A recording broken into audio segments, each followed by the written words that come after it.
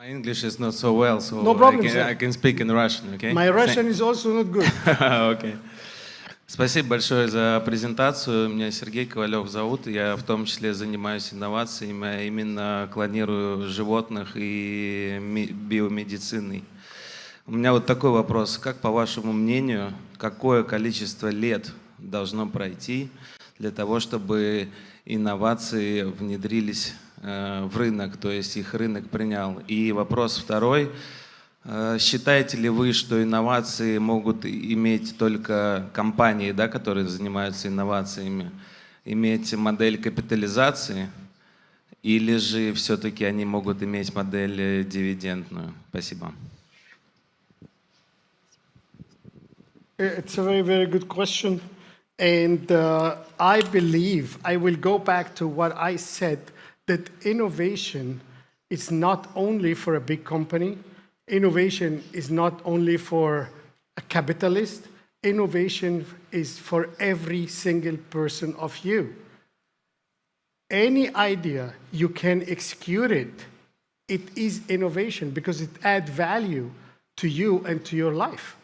So I believe the macro innovation, yes, you need money, you need a state behind it, you need funds to raise those actually to create a bigger value. A smaller innovation, like the young lady said, we are every single day innovating and renewal ourselves. And it is very, very easy to create anything small and it's getting bigger and bigger and bigger and bigger. So don't restrict yourself to say, oh, if I have to be innovative, then I need a lot of fund, I need a lot of state protection. No. You need to have creative thinking and you try to execute as much as you can in the limited resources what you have and try to regain more resources, more resources, more resources. And really, the main issue here, your mindset, the power of your subconscious, how powerful you can to change your mindset every time to get a stage of innovation, to get yourself better and better and better. Think about it really like you think about yourself. Exactly. This is the best way to explain what innovation to your children, to explain what innovation to yourself. This is what I believe. Yeah, Hesham, also the question was how long it take from the beginning of innovation to the putting into the market. Oh, this is, I don't know. I really don't know how, because it can happen like a TikTok. Boom, you have 1 million followers, and it can take you 5-6 years to get 2 followers. I mean, nowadays, the time is different. Seriously, you don't know really how far you can go. It is, I don't know. It is very fast. Or never go. I don't know. One more question. Yes, sir. What do you think about ethical control for innovation? For example, for total control of authorities or automatic weapon systems and others? Control of? Ethic.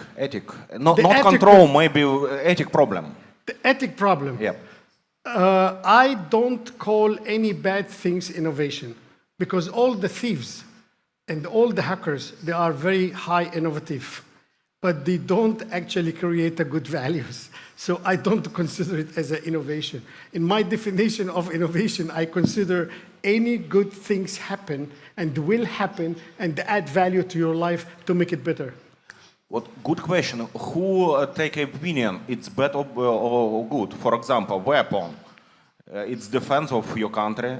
Total control. It's defense of terrorism. Where is age? And who take a decision about good or not good, innovation or not innovation? Okay, the innovation process in weapons, atom power, and all of this stuff, it will be going all the life. Because what's good for you, it's bad for me.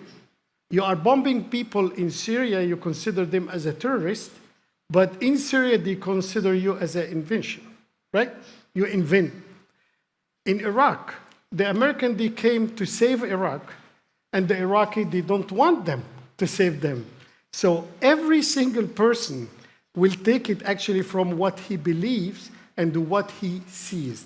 So I cannot say, is it good or bad for whom? Because everything is good and bad. It depends on you, how you will use it. It's a very, very big question. I cannot really answer it exactly, is it good or bad? But from a point of view, it's good. From another point of view, it's bad. So, right? But slaves, it was bad. Huh? Slaves, it was bad. Slavery. Slaves. Yeah, slavery. Yeah, slavery was bad, but it created a lot of value actually for the American industry. Even the Second World War, it was very bad. But all the prisoners in the Second World War, they built Moscow. I mean, it is bad. Hitler, it was very bad. But it increased a lot of industrial things in Europe. We don't want to talk about it. In Austria, if I say that, I will be jailed, right? So, but it was bad, yes. But it creates a lot of value. There is something bad happen for something good. No, I mean, you can judge it only after years, probably Exactly, 100 years. exactly, You can understand if it was good or it was bad innovation. Exactly, because the history... we don't know. We talk about history, guys. We talk now in 20 minutes about 10,000 years of human history. We talk about the pharaohs, the empire, blah, blah, blah, blah. And the same story. In 100 years, the people will talk about it in 5 minutes. So this is the history. We see the history from a very, very narrow, actually, eye, and say, oh, that was. That's it. Right? So, any other questions? Sir? So thank you for your presentation. Concerning innovation, I have the impression that Europe is getting more and more behind China and the United States. So what do you think would be necessary for Europe to get more innovative? Because there is diversity, I would say. There's freedom also. Do you think that it would be necessary for governments to support their innovations or their startups more, like for example in Austria? All right. The question I was asking myself, and I have it as well in my book, you should read it, about where Europe in the innovation path. Europe has lost, my opinion, their identity. You don't have something called European Union. Yes, you have.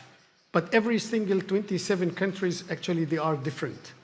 And they don't have really one identity. We have seen the system has been actually a junk in the pandemic. None of the European Union or the countries can be able to solve their own problem with the pandemic. A mask or no mask. In Austria, we have a mask or no mask. In Germany, oh, we have to use this mask. So Europe needs identity, new identity. In the United States, there is one identity. I am American, point, full stop. In Europe, no. You still have 27 countries, still smaller country coming too, because of, I don't know, so many is coming up, and we felt that.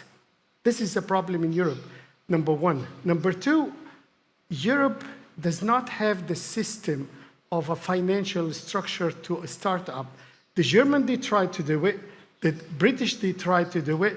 But taking risk, it's not in the blood of the new society in Europe. It was, yes, 1950, after the Second World War, but not 2020.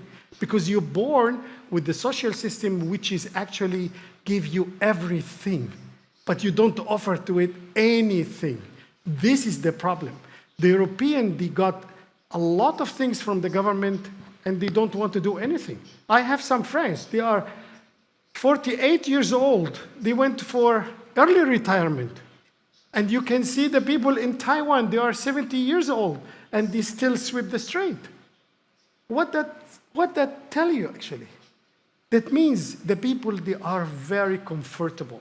And that's what failed in Europe. What also failed in Europe, this populism, what we see in Hungary, in Poland, in Italy, in Spain, it's crazy. It's getting bigger and bigger. And this is the problem actually of Europe. And if Europe will not solve this problem, I believe they will go back. And they are in the backside right now, and they have to solve this issue. Identity, change the system, be friendly to the immigrant.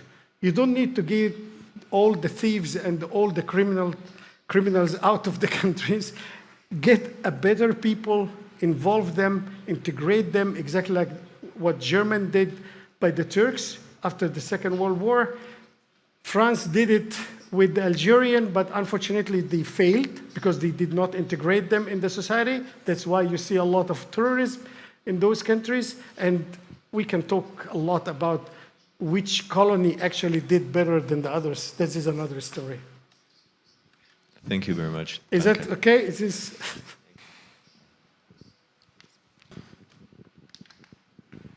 If you don't mind, I will have another Oh, question. sorry. Sorry, you were looking different. Yes, sir. As far as I can say, you're a proponent of progress per se, but innovation, especially in the social area, are bringing us bad things as well, especially in the 20th century, 2 world wars, it's an innovation. There wasn't anything like this before. Mass murder, that was like Holocaust and things that happened in Cambodia and so on and so on. How do you consider this in your view of innovation and world of innovation? Or it's outside of your consideration, say to say? Oh, whatever war happened, it happened. And what war happened actually, as I said, this is a biological human cycle. People are dying and people are living and people are surviving. I cannot change anything about it. You can observe how the history of human actually has been in the last, say, 100 years. We have seen 2 wars, and then we got a new war, which is the pandemic Corona war, and the COVID, I call it, this is the 3rd World War, the invisible enemies, which actually gave all of us really a shock that it can happen to anyone to die right now in front of your eyes. Maybe a lot of Russians, they don't believe, and that's why they don't take the vaccine, for the conspiracy theory that there is no corona, or someone will inject a chip in your body to know when you went to the toilet and when you get out of sleep. So this funny stuff, it's not available, but I would say war, it happens all the time, and it will happen all the time to renew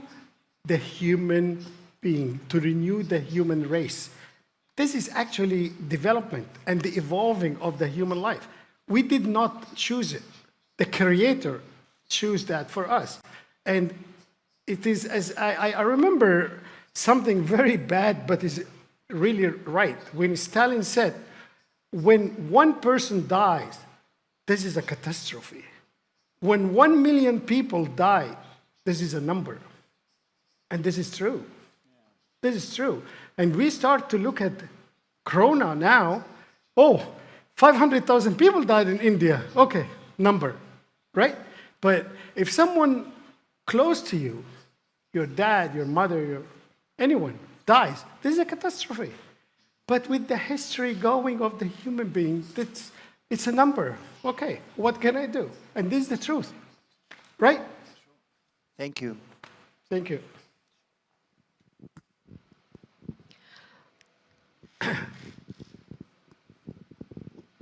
Adam.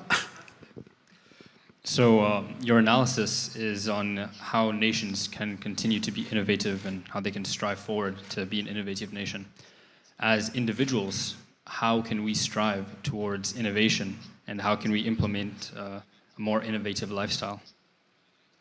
Oh, it's a very, very important question to every young man like you. And I believe innovation, as I said, started with the observation and it started with the critical thinking, and stay with your values.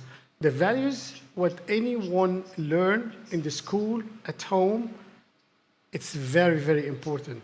That will be your core, actually, element to drive innovation. And try to execute any idea in your brain and try to do it. And the execution of idea does not mean actually that you need money for it. Be innovative in a personal way. Like, I would like to go tomorrow to the gym, for example, right? Why to go to the gym? In order to get more muscles and to look good. You think about it, you get in the morning, you cannot wake up, right? And you will not go to the gym, right? It means you did not execute the idea what you have, that you have to go to the gym to add value to your body, right? What you get? Disruption and depression. Exactly the same story with every single one. When you have an idea, you wake up in the morning, go to the gym, you like it or you don't like, because the result is rewarding. You will see good muscles, right? So this is exactly for the young people. Innovation does not mean really that you have to build a factory. Innovation means actually that you have to be a better person. Innovation means that you have to evolve and develop your own personality to help yourself and to help your neighbor, your society, to give back to the society. And this is the whole idea, what I would like to spread it actually, that let's look at the innovation from the iPhone or for the Samsung. Look at yourself as an innovative creation, and you can evolve yourself on that and be better. That's all what I can say. Correct, young man? I agree. I hope you will wake up tomorrow morning early. This is what I want. I address it to you.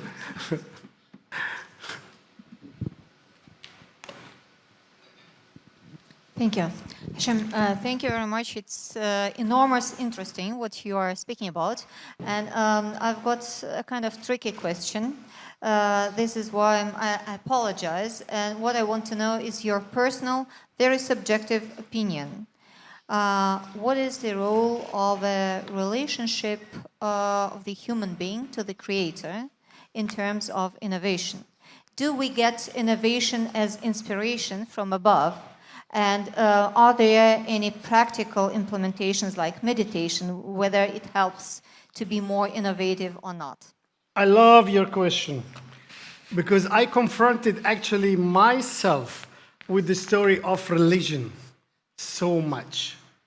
And I was born and grew up as a Muslim, and I'm still a Muslim. I went to Austria, I got the shock of the life. And in Austria, almost we are atheists. I mean, nobody believes in anything. In Austria, it is the most ausgetretene Volk eigentlich from the church. People, they don't believe in that. And then I have to read back to come into a kind of core value of a religion. And I believe the inspiration doesn't come from up there. The inspiration is coming from up there. The subconscious, the power of your subconscious. And the power of your subconscious, this is one of the most powerful thing what every single human being has in his body. Subconscious. Unterbewusstsein. This is the most important thing.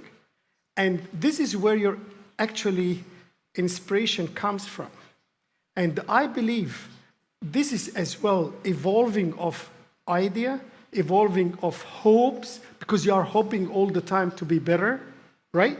And those hopes are developed actually by the background of your history or in the back of your belief.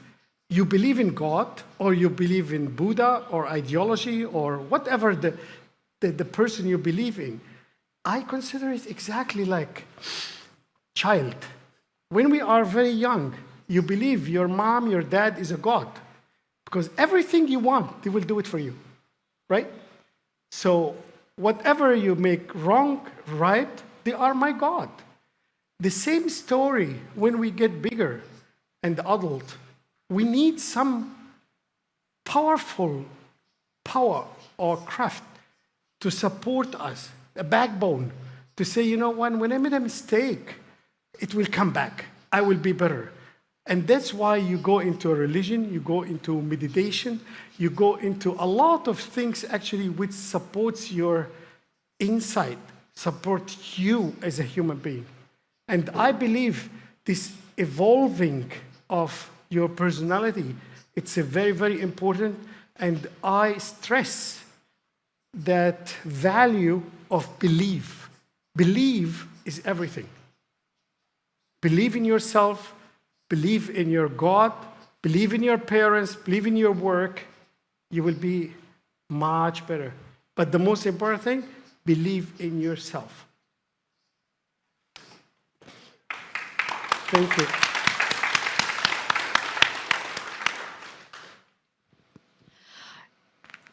Друзья, больше нет вопросов из зала. Я позволю себе задать вопрос доктору Хешаму. Тема инноваторства после прочтения вашей книги на самом деле зацепила. Вот. Но здесь какой момент? У нас есть история, у нас есть факт, да, на сегодняшний день. А что же будет дальше? Это вопрос, который волнует больше всего, да, потому что ты знаешь, где взять то, что было, и ты можешь лицезреть и наблюдать то, что сейчас. Будет ли это продолжение вашей книги «Глобальный инноватор»? Oh, yes, I believe I will. But actually, I didn't think too much about the innovation. I was thinking about a different story. My next book, what I will go back to the university to work on the research, it will be about suppression of religion.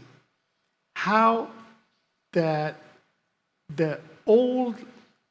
powerful nations suppress their people on the name of God, in the name of religion.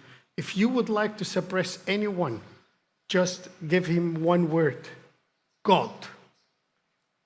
This is actually, I have seen it throughout the history, from the pharaohs to the Greek, to the Roman, to the Islamic Empire, to today.